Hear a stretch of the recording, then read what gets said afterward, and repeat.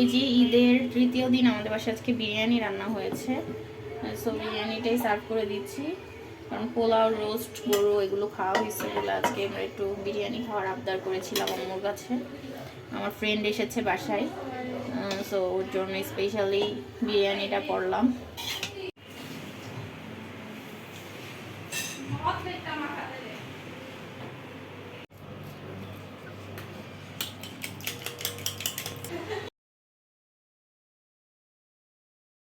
ছেলে আমার শাহজাদা ওই যে শুয়ে শুয়ে গেম খেলতেছে, সেও যাবে। যে আমার মেয়ে যাচ্ছে, ছোট মেয়ে, তা আমার মেয়ে 3 জন, এই যে ছেলে 1 জন, তারা যাচ্ছে বাহিরে ঘুরতে।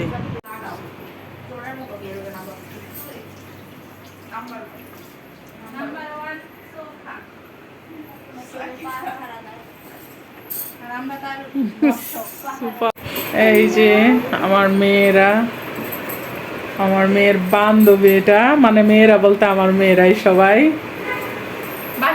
তারা সবাই ঘুরতে যাচ্ছে। ঈদের তৃতীয় দিন দিয়াবাড়িতে ঘুরতে যাচ্ছে, মেয়ের জামাই নিয়ে যাচ্ছে তাদেরকে।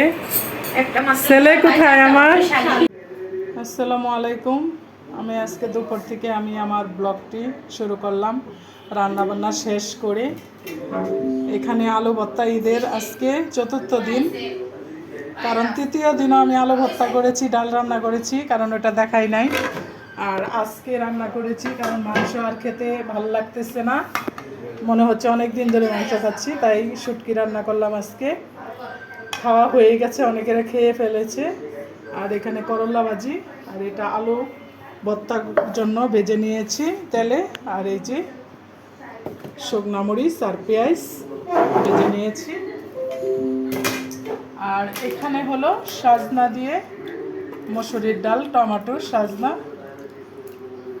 এই হলো আজকের দুপুরের রান্না বান্না।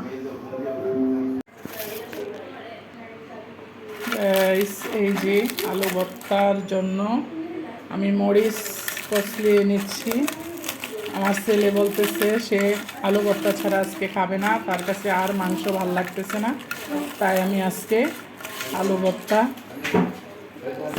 এই যে আমি আলু ভর্তার জন্য পেঁয়াজ আর শুকনো মরিচ কষলিয়ে নিয়েছি। এখন আমি এটাকে, আমি আলু ভর্তা বানিয়ে ফেলেছি, এখন আমি ভাত খাবো। এই যে আলু ভর্তার লুক কেমন হয়েছে অবশ্যই আপনারা জানাবেন। লেবু, কে কে আমার মতো করে এরকম লেবু আলু ভর্তা দিয়ে ভাত খেতে পছন্দ করেন অবশ্যই কমেন্টসে বলবেন।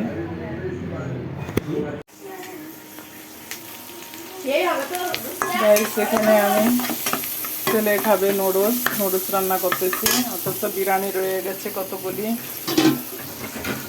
কিছু করার নেই। আবার সকালে সেমাই রান্না করেছি।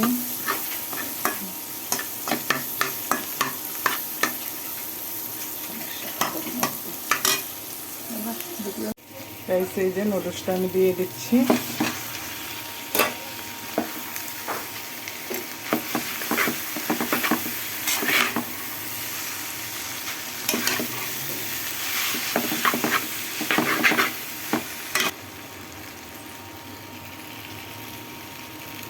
হোয়াইট সস পাস্তার জন্য চিকেন, ক্যাপসিকাম ভেজে নিচ্ছে। আর এখানে এই যে পাস্তা, ম্যাকারনি, এই যে সস বানিয়েছে, এটা বাকিটুকু পুরো আপনাদের যেটা খাবো, এটা ইয়ামি সস মানে নুডলসের মধ্যে দিবে।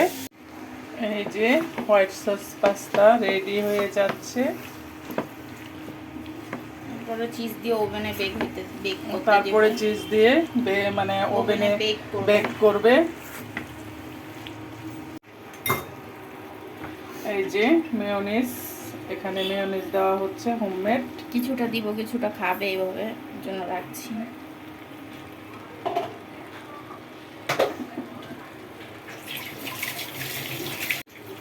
এই দেখেন দেখতে কিরকম একটা ক্রিমি ক্রিমি ভাব চলে আসছে।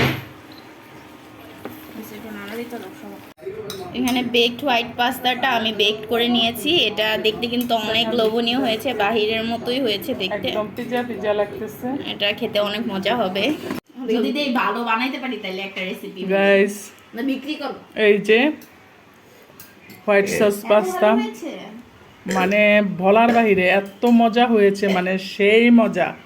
আমি কিন্তু সচরাচর নুডলস পাস্তা ওইগুলো পছন্দ করি না, কিন্তু আজকে আমার মেয়ে বলতেছে তুমি খায়া দেখো অনেক মজা, কিন্তু সত্যি সত্যি মানে বিশ্বাস করবেন না, অনেক মজা হয়েছে।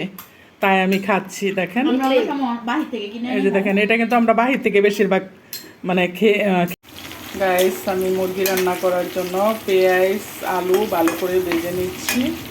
আর এখানে মাংস ভিজিয়ে রেখেছিলাম।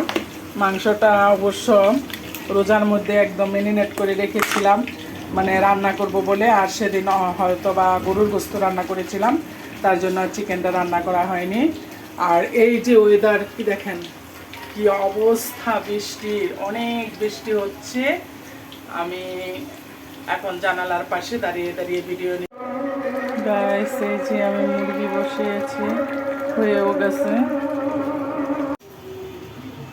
গাইস, এই যে আমার তরকারি হয়ে গেছে, এখন আমি উঠিয়ে নেব।